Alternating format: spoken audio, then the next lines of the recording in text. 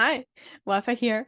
Today I'm interviewing Oren Horovitz. He's heading the data and consulting team at Firepower Capital. After working in large companies for years, he decided he wanted to give a more entrepreneurial touch to his career journey. Because he kept such an open mind during his search, he attracted a job opportunity in his current work environment, which happens to have a strong entrepreneurial culture. In this interview, he'll not only share his career path with us, but he'll also demonstrate how keeping an open mind about what it means to be an entrepreneur can open doors and lead you to working in incredible working environments, workplaces where you never imagined you could work in. So if you are an employee right now and you're dreaming of becoming an entrepreneur, but you don't know how given your current career path, keep watching.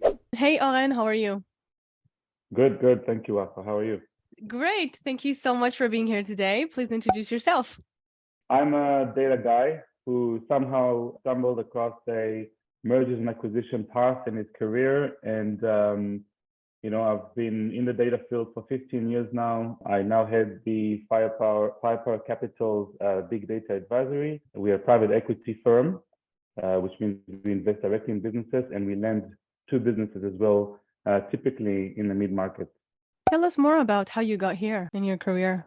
I did my undergrad. One of the courses that I was involved in that I took was called Business Intelligence. It was focused on how to take information and help a business grow using that information in a nutshell. It was a very technical course. Fast forward, so I started my career in Israel, where I'm from. My wife and I moved to the UK, where I started a small business intelligence focused business.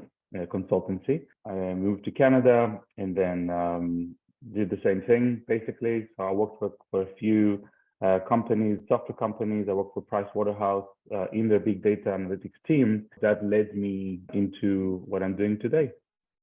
Tell us more about how you chose your career path.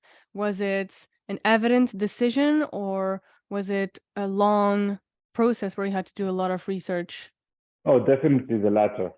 I landed my first job in the UK, which was a sort of a business analyst, very technical job. We have to work a lot with code, and you have to basically construct these reports and information products to help the sales team, the marketing team improve something, right? Know something that will help them improve. I was in that job for a couple of years, and then another opportunity came about to work in more of a business role, also very technical, but more consulting, more advisory. So it was very exciting for me to kind of wear my first suit to work and just work in London, which is like a beautiful experience. I did that for a few years, and then I decided to go on my own and open up my own advisory, which basically supporting mid-market, England-based companies. I had all sorts of clients in that respect. After a while, when we decided to move to Canada, I had to kind of find a job here, and I couldn't kind of sustain my advisory, so I kind of collapsed my advisory there, and I found an employer here that would hire me to do basically set up their BI operations, the business intelligence operations. So I did that for a few years, and then an opportunity came at Pricewaterhouse Canada. I knew the industry well enough, but I didn't know the Canadian market, and to be honest, I did not have the confidence to go out there and just kind of bet on myself completely just yet. And I knew that I had a feeling that I had some, let's say, rough corners that I needed to kind of, and rough edges that I had to kind of round in terms of how I deliver services at a large scale. I found that very interesting. I wanted to learn that, and I thought joining Pricewaterhouse would give me that, and I was right. But when I was there, Pricewaterhouse has four lines of services. They have the auditing assurance, they have consulting, they have tax, and they have the deal-focused practice. And in my 2 years there, 2.5 years, I went through all four lines of services. I was very lucky where data analytics became a real tool for the firm. And I learned a lot of very important lessons about what is a data strategy, for example, or how to use data to promote a business strategy, how to use data to create new revenue streams. The last line of service that I was involved with was the deals consulting. It basically a mergers and acquisitions arm of PwC, where they help large businesses find a buyer when they want to get sold, and they help buyers find businesses that want to sell. And my role and my team's role there was to help provide insights targeted at helping those deals happen. So improve the understanding of the buyer of the target that they're about to purchase. Just looking into all the numbers and just doing a deep dive and understanding what the health of the business is, where the opportunities are, where the issues are. So I did that for quite a while there, and then after that there was a moment in time where there was another fork in the road, and I had to make a decision.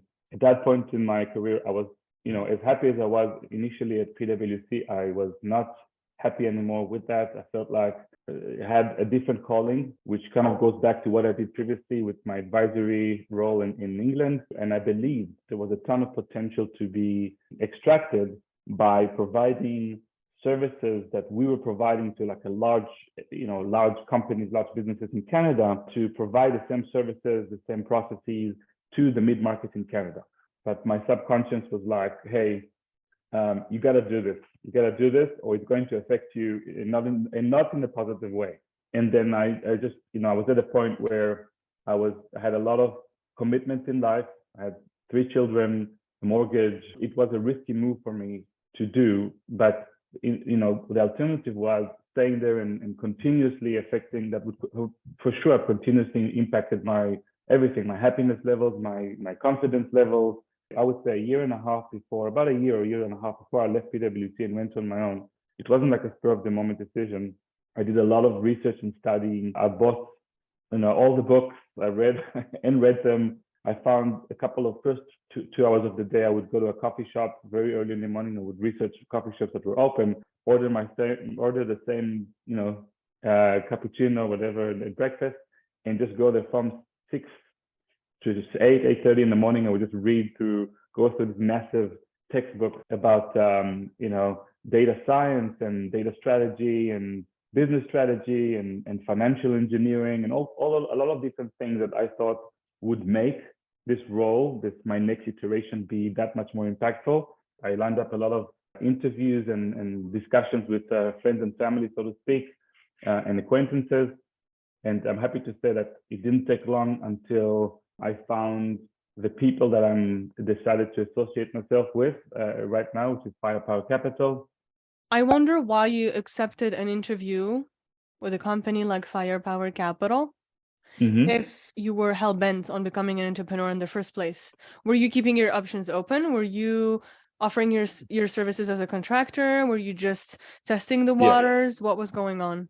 100%. So I didn't know that I was going to join a firm. My idea was I'm going to go on my own now. I'm going to, I had this entrepreneurial bone in my body, and I was like, okay, I'm going to pursue that now. But if I'm going to be doing that, I need to show up. I need to show up big time. And then when I pitched to the Firepower team, I was pitching to them as my potentially first client. They're smart people, very intuitive, and they were thinking about, remember that time they were thinking about it and saying like, why won't we do it together? And then I thought to myself, and I was like, let me think about that.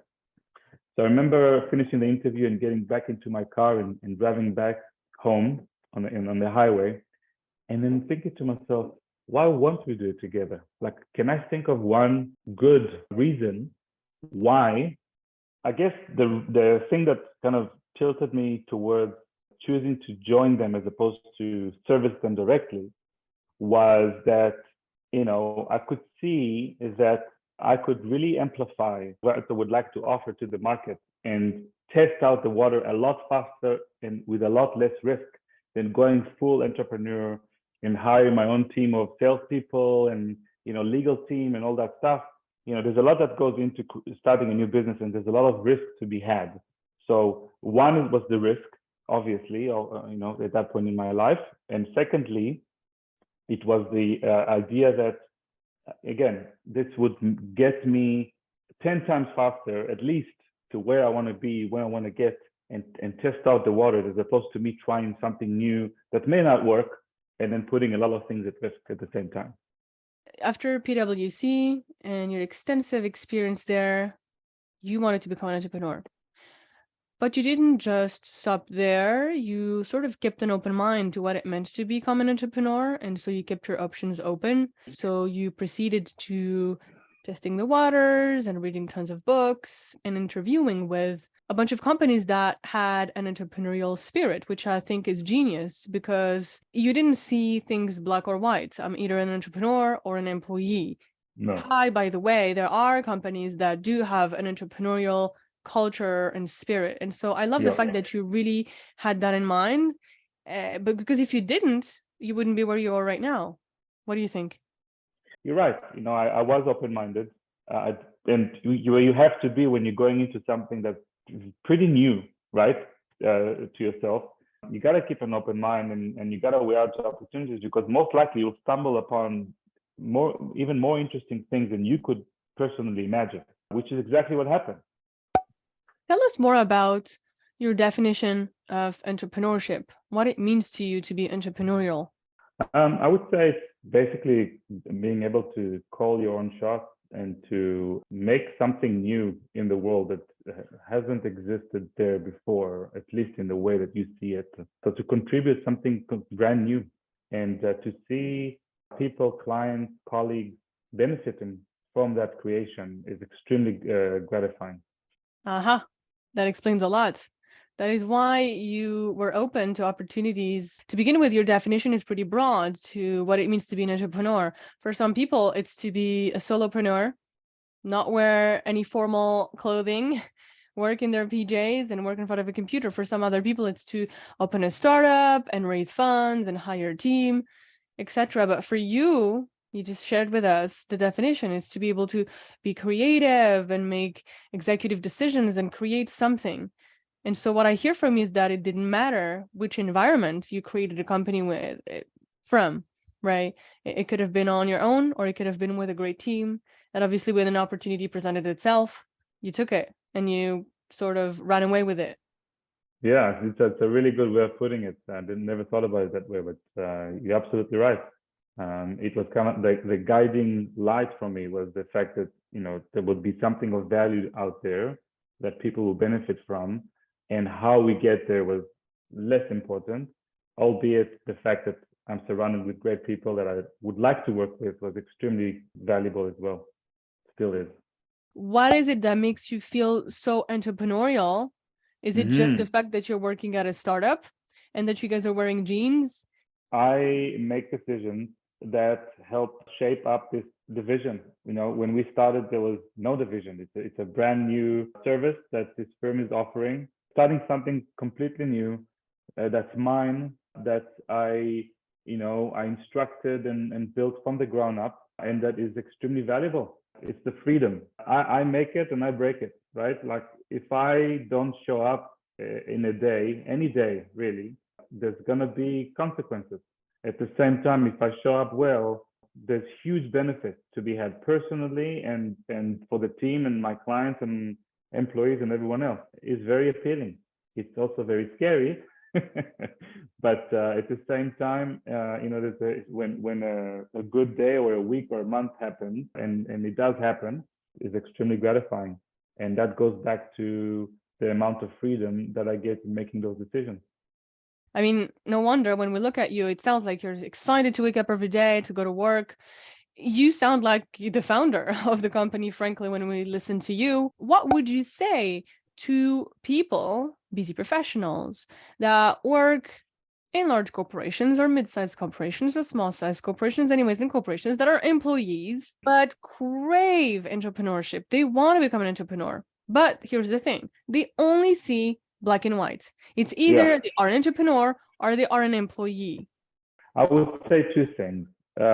Firstly, if the idea comes to you, doing something comes to you and grasps you, I don't think that will ever go away. Like you got to do something about it. If you have that idea and you have that passion and it's inside of you, you got to get some sort of expression in your life, whether it's going to be going full blown or trying it out. I would say definitely try it out. Be open-minded, go out there and explore different things, do the research, speak to different people, like try and get out of your comfort zone a little and explore different things. As awkward it may feel at times, I don't know any better way of doing it. You gotta sort of like leave your comfort zone and explore, book interviews and coffee chats with people that you admire and that will give you the time of day, and learn from them and their experience, and try and kind of emulate. And others have done similar things before, and we've just kind of learned from them. So do as much as you can to de-risk, do enough research to de-risk that kind of endeavor for yourself. But definitely, if you feel like there's something there, go out there and research and learn and try things out, so that to answer the question, do I really want to do this? And how should I do it to ensure that I land in the right place? You're the head of the division in your current workplace, which give you tons of creative freedom and executive power to call the shots and make decisions. How can someone more junior express themselves in a more entrepreneurial way? 100%. So there's two aspects to it as far as I'm concerned. Number one is yourself and your discipline, and the fact that you learn and grow and have a morning routine and exercise and all those things that are really important as a person in this role, but very much important as an entrepreneur. Because once you're an entrepreneur, always like all those systems that are around you in organizations, they go away. So now you're on your own. You're really on your own. So you can make or break it. You have to rely on yourself, and in order to do that, you got to invest in yourself. Eat well, sleep well, exercise, learn, feed your mind with interesting ideas. I had some executive coaching in my career, and what you do, Wafa, is extremely beneficial to align yourself with your goals and really open up that kind of chest of value that you have inside of you. It's extremely beneficial to have someone to be accountable for and that can guide you throughout that process. So, that's one part of it. Gravitate towards the right environment, an environment where you're being appreciated for your skills. And if you're being appreciated, right? It's a bit of a feeling. You go in and, someone kind of like cares about you. And so that if you feel like in an environment where people trust you, then you can start making those decisions even earlier in your career. How do you mix wanting to be an entrepreneur and taking a bit more risk in one's career with the need for stability to support a family, to pay a mortgage, to pay bills? Yes. Well, you got to do it. You got to be smart about it, right? Like, me going out into the market, into the Canadian mid-market, I realized that there's a lot that I don't know. And the reason why I realized there's a lot I don't know is because I spoke to others and I heard their stories, right? And how hard it is to become an entrepreneur, which is why a lot of people think about it, but don't actually end up doing it. And for good reason. It's not all sunshine and butterflies, so to speak. So the way to be doing that is to educate yourself, right? Read books, meet people, broaden your knowledge base, so that when you get to that point where you do take a risk, it's more calculated, right? You've seen how other people have navigated their troubles trying to be an entrepreneur. So I would say there's not enough amount, no amount of research should ever be enough, right? You should just say, you should just go in and learn as much as you can, as much as possible.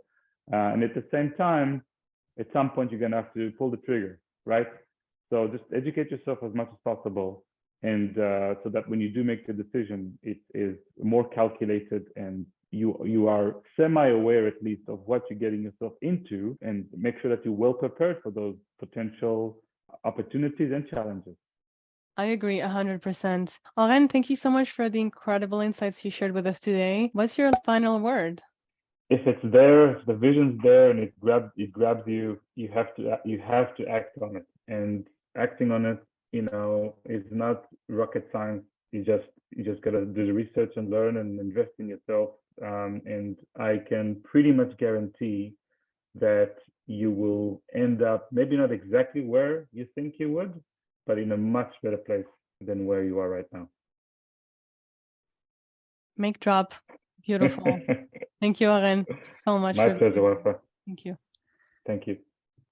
Thanks for watching this video. I hope you remember this from Oren. Giving an entrepreneurial dimension to your career does not have to be black and white. You do not have to quit your job today and become a solo entrepreneur and open a startup from your garage. That is not the only way of becoming an entrepreneur. If you're currently working as an employee right now in whatever corporate structure, a key to helping you make the process easier, to help make the jump easier, is to keep an open mind. Keep an open mind. Speak to a lot of people that have done what you want to do. Consider many options. That is a great strategy because not only will it give you time and tons of information to think about what type of entrepreneur you want to become, but also it will give you resources to de-risk your entrepreneurial jump, as Oren shared. If you find this interview inspiring, give it a good like and subscribe to my channel for more. See you soon. Bye.